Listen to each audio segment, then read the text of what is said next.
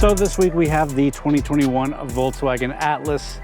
Let's get into it. And before we jump into this specific vehicle and talk about the trims of the Atlas, let's first talk about the different models of SUVs that Volkswagen sells here in the US, because it has changed since the last time I drove a Volkswagen. So at the bottom of the line, you have the Taos. I have done a video kind of explaining the Taos on the news channel you should check out. Then you have the Tiguan, which we have reviewed. Then you have the Atlas Cross Sport, which is the two-row sporty version of the Atlas. I've also reviewed, so you should check that out. Then you have the Atlas, which we're driving here.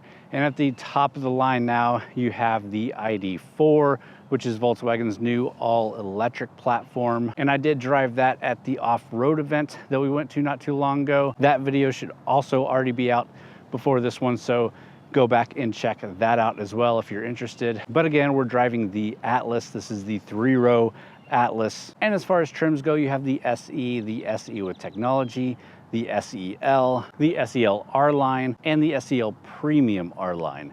And the SEL Premium R-Line is what we're driving here, basically the top of the line. And if you know me, you know I own a Volkswagen Atlas. I own the 2018. Back in December of 2017, we test drove the 2018 Volkswagen Atlas, and myself and the wife and the family all liked it so much. We traded up from our Dodge Grand Caravan into the Volkswagen Atlas. And again, this was 2018 before the Telluride and Palisade came out, which I do like as well, but this still has obviously a big place in my heart. But I also did plenty of videos on that vehicle and other Atlas throughout the year so far, but this is the 2021. So let's stop jabbering about all that stuff and jumping to this car specifically. All right, so let's start off by talking about the exterior design here. Something we won't harp on for too long because the design hasn't changed for 2021, but there are some key differences here, including with that R-Line package. We do have an R-Line front and rear fascia, and you can see those extra bulgy corners there on the front fascia. Those are specific to the R-Line. We have that R-Line badge there. We have the standard Volkswagen front grille. We have LED headlights with LED daytime running lights. These side mirrors on the vehicle are power folding side mirrors. They do power fold on lock. I love it. I think that's not just a great premium feature, but it's great for big, wide vehicles to be able to fold in those mirrors, just so you know you're extra safe there. You can also see that R-Line badge on the side coming off the front fender. The wheels that we have here are 21-inch two-tone machine alloyed wheels, and these only come on the premium R-Line, and we are rocking some all-season tires there. We'll talk more about how that handles as we drive the car. You can also see we do have some nice roof racks up top. We do have Volkswagen's keyless entry, so you just walk up to the door, grab the handle, it'll unlock. You can push a little indentation on the door handle and it will lock. And again, with those folding side mirrors on lock, you know walking away from this thing that it is locked, which I do like. And then around the back here, you can see the SEL V6 badge, the 4Motion all-wheel drive badge, which we'll talk again more about as we drive the vehicle. You also have the dual chrome tipped exhaust back here that gives it a little bit of a sporty look, and that rear hatch. And as you might expect from the top of the line, it is a power opening hatch, so there is a button back here. There's also a button on the key, obviously, and a button inside. And one of the great things about the Atlas itself is that you get a ton of cargo volume, even with those rear seats folded up. You can fold down the third row and get even more. And then obviously you can fold down the second row as well and get even more. But one of the things that we were looking for as a family was being able to have all three rows up and still have enough cargo volume in the back to haul stuff for vacations or stuff for soccer games or any other activities where we want to throw enough stuff back there, groceries even. There are too many 3-row SUVs on the market that if you have that 3rd row up, you have no cargo volume left. This is not one of those. This one is great. All right, and before we move on from the exterior, let's quickly talk about this paint color. This is racing green metallic, and it's a really dark green. It almost looks black in most cases, but with the right light, with the right shimmer, that green really comes out and pops. I think it looks really good. Personally, I like white or black vehicles. The Atlas that I own is actually blue, which is kind of out there for me, but it is a darker blue. This I think looks fantastic. It's really dark and subtle, but has a good pop when it's in the right kind of light. And if you're looking at it online, especially Volkswagen's website, it looks a lot lighter of a green than it actually does in person. So I thought that was worthy of pointing out. Now let's take a look under the hood, check out the engine we're rocking here, and then we'll jump inside and start talking about the interior.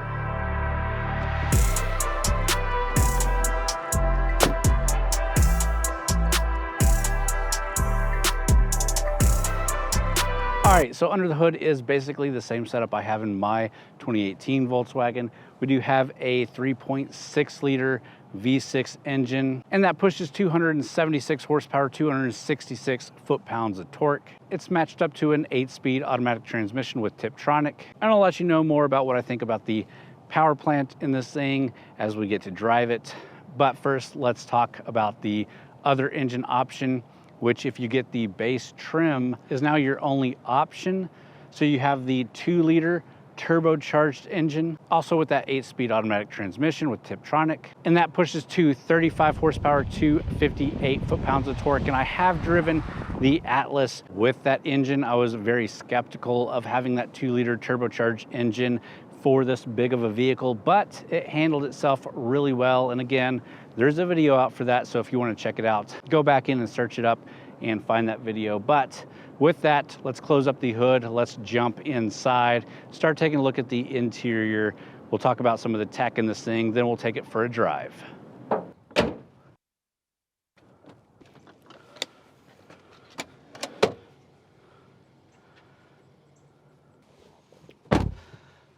All right, so we are here in the 2nd row of the Atlas. We could jump into the 3rd row, but I'm not really gonna do that today. There is plenty of room back there, plenty of room for the kids, plenty of room even for an adult. I have been in the 3rd row of my vehicle.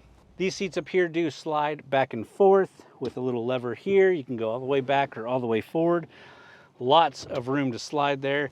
You can also tilt them back a bit to get into the 3rd row. There's just a handle that you can fold the seat and it pushes forward and you can get in. We have an armrest here. We have USB charging ports on this one. You also get a full 115-volt house plug. We get our own AC controls, heated seats back here. And you might be able to see the panoramic sunroof, which is a nice feature to have, which we'll open up as we get in the front. But yeah, it's a really great 3-row vehicle, plenty of room, definitely here in the middle row. But let's jump into those front seats and see what we have to offer with this R-Line.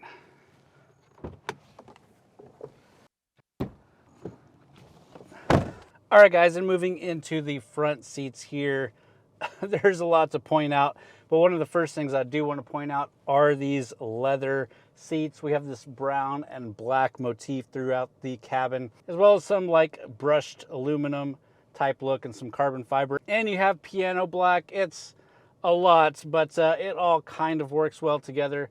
But these seats look really fantastic. Again, this is the Premium R-Line. This is the top of the line trim. So you are paying for these seats, but they do look really good. Of course, the Atlas that I own is the SE. We have black cloth seats, which I think work just fine for most families in most cases. But if you're feeling a bit more fancy and you want to check out the top of the line, it does have some really great seats here that are also heated and cooled seats, which is great. This one also has multiple power adjustments, including a lumbar, so that's nice. But let me pick you guys up and give you a better tour around the cabin, and then we'll take it for a drive. So we do have a nicely sized touchscreen display, and this is running Apple CarPlay, obviously. You can just work with the Volkswagen system here. It does have built-in navigation. You can see your vehicle status and things along those lines. Obviously, we have radio with satellite radio available, but because I'm an Apple fanboy, I usually run it with Apple CarPlay playing. You also do get Android Auto if you're an Android person, but it is a nice, bright, good, well-responsive touchscreen display with some physical buttons and little digital buttons here that all work really well. Moving down from that is all your AC and heat controls. So here's where you got your heated seat and cooled seat, and pretty simple all around controls, including your sync. You've got a button here for your auto start stop, and this is almost always just a automatic push for me, just to keep that engine running. Moving further back here is your traditional gear shifter, your engine start stop button. You do have a drive mode select, which we can get into a little bit more as we drive the vehicle. We have our parking camera, as well as a park assist button and our parking brake, electronic parking brake. And that camera does show a full 360 of the vehicle. You also have a reverse camera, and you can tap in to see different views here, which are all really cool and look really good in this display. Next, as you might be able to see back here, is the Volkswagen digital cockpit. Now this actually now comes standard on all Volkswagen Atlas vehicles, and the view can be changed depending on what you like. I kind of like this display here that gives you a lot of information around. Not so much the digital tax and stuff like that, but I also do like the full navigation map that you see here. Moving back some more, you can see the full steering wheel here. It is a leather wrap steering wheel with some perforated leather on the sides. You have the R-Line logo, so this is the R steering wheel. But you get some of the basic controls that you get in a lot of Volkswagens for your cruise, your volume and stuff for the audio, and to change around the views for the digital cockpit. And a heated steering wheel button, because this is also a heated steering wheel.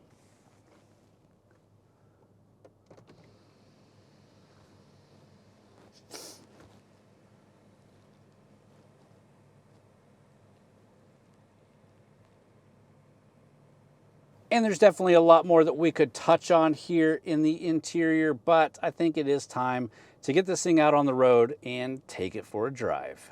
All right, guys, so let's put it into gear here and let's take off. First thing, hopefully, that you notice here is it is a smooth ride. We do have four-wheel independent suspension in this vehicle. And again, for a big three-row SUV, you get a nice smooth ride, nice over bumps. The power delivery is pretty constant. It feels good to drive. With that V6 engine under the hood, you can put your foot down and it'll get up and go. We do have those different drive modes again. So you do have a normal mode, a sport mode, a custom, and an eco mode. I basically drive it all week in that normal mode. It's just fine. It's still very responsive. If you put it into sport mode, it does hold those RPMs for longer and definitely enhances the sound out of the engine and exhaust. But again, in this Atlas 3-row, not necessarily needed. In the Atlas Cross Sport, makes more sense to have that sport mode. Along with the drive modes, you also have off-roading modes. You have a snow mode, an off-road mode, and a custom off-road mode. And of course, that comes with the 4Motion all-wheel drive.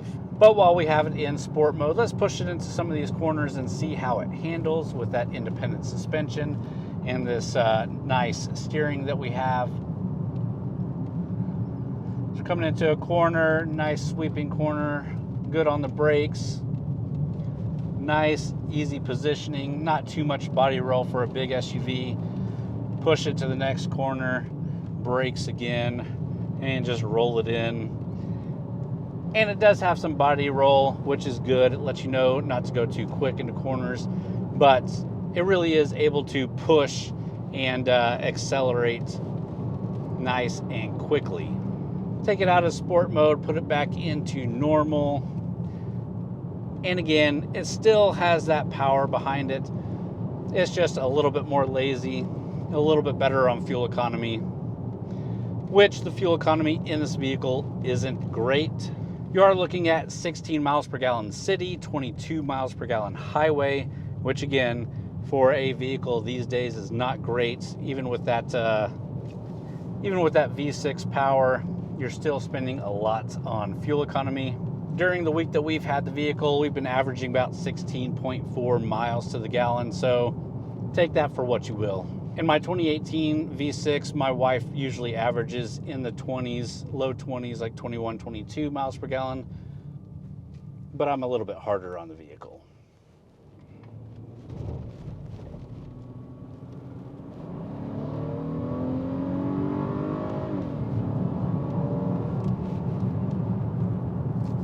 This one also has the 4Motion all-wheel drive in it, and although I haven't really taken this thing off-road, I think it will surprise a lot of people on how well it can do off-road. You put the right kind of tires on this thing, and it will go a lot of places. Now, obviously, it's not rock crawling. It doesn't have the right kind of suspension for that. But if you're going out camping on a trail or something and you hit some pretty gnarly, serious trails, this thing will probably get you in and out, no problem. Again, we didn't drive this one off-road, but I have driven an Atlas off-road, and it surprised me, even if I had this thing, I would never take it on the kind of trails that we had to take it on for this little off-roading event. Jump up on the highway and see the acceleration on the ramp here, going from about 12 miles an hour.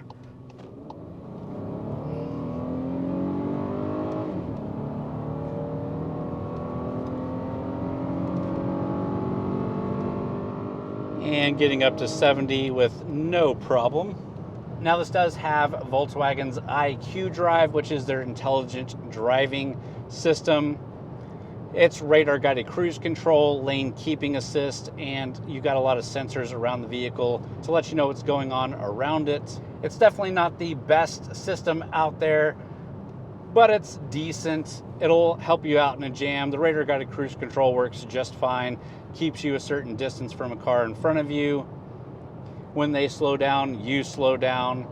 The lane keeping assist, although you can't go hands off driving, it will nudge you and keep you in the lane, but you should definitely keep your hands on the wheel with this system, because it's definitely not going to just get you to your destination by itself. And all in all, at the end of the day, this thing is a really great family vehicle. All the technology in here are just enhancing what's already here, which is a really great family vehicle. And especially at its price, it's very attainable for all sizes of families, which is really great, because if you're talking about something like a Tahoe or a Suburban or something, or the Expedition or something along those lines, those are very cost prohibitive to get into for most families, while this, on the other hand, is pretty inexpensive for everything that you get here. But to get more into that price, let's go ahead and pull off the highway here. We'll find another place to park, talk about some of the price and competition out there, then we'll wrap the video up. All right, guys, so it looks good, has a nice interior, drives good. Let's quickly talk about the price and some of the competition out there, and then I'll jump out and give you some of my final thoughts. But first, so the base price for a base SE with a 2-liter turbocharged engine is $33,475. And with all the standard features that you get on it that I didn't get on my base vehicle, that's a pretty good price. I can tell you that the vehicle that I bought was $32,000 sticker, and we drove out of the dealership paying $28,000 for it, and that was back in 2018. Probably a little bit different these days, but $33,000 for a 3-row SUV of this size is a fantastic price. This one, on the other hand, with all the amenities that you get, which are a lot, is $51,715, and that's basically no options on the vehicle. I went through the build configurator and there's not a whole lot that you can add to the Premium R-Line. There are definitely things that I would get rid of that I don't need, including this panoramic sunroof, but it is a nice vehicle for the price, but a lot of other options if you are spending that kind of money. So the big things that this competes with nowadays is stuff like the Kia Telluride, the Hyundai Palisade. You also have now the Jeep Grand Cherokee L. You have the Dodge Durango and a bunch of other three-row SUVs. I think the closest comparison is that Kia Telluride and Hyundai Palisade. Both of those are very similar in size and price and still give you a lot of tech and stuff inside. But before I ramble too much about all of that, let's jump outside. I'll give you some of my final thoughts and we'll end the video there. All right, guys, and after a week of driving the newest Volkswagen Atlas and knowing the competition that's out there now, would I still buy an Atlas if I was going for a three-row SUV today? My answer is probably, maybe, maybe not. Now that I've owned one, I really like it. I enjoy it. If I hadn't owned one before, I was never a huge Volkswagen fan, but now I really like the brand. And a lot of the stuff that they're doing with their vehicles here in North America has been really great. But that Telluride and that Palisade are really great vehicles as well. Obviously, lots of reviews on those throughout the last couple of years too that you can go back and check out. But I did really enjoy this one. I really like the looks of the Premium R-Line. I definitely wouldn't get this trim because I think it is a little overpriced. And again, if you've watched my video outlining the Hyundai Santa Cruz, where I do a build of the vehicle and talk about why I would choose the options that I chose, I'm not really a huge fan of buying the top level of a vehicle. I like the base trims much more for my personal use. That's why I have the SE of the Volkswagen Atlas now. Now, only getting that 2-liter turbocharged engine instead of the V6 is a bit of a bummer, but something I could probably live with, especially after reviewing it and driving it for a full week. But I might still want that V6 and have to jump into the SEL trim and get at least the V6. But that's my thoughts on the Volkswagen Atlas for 2021. Interested to hear your guys' thoughts. Leave them down in the comments below. Let's have a discussion on it. With that, I hope you enjoyed the video. Be sure to subscribe to the channel if you're not already, especially if you're into automotive reviews. We put out a new review every week, plus a lot of other content in video form. We also have TXGARAGE.com, where we do a lot of written reviews as well as event and news coverage over there. Definitely go check that out. But with that, guys, thanks for watching.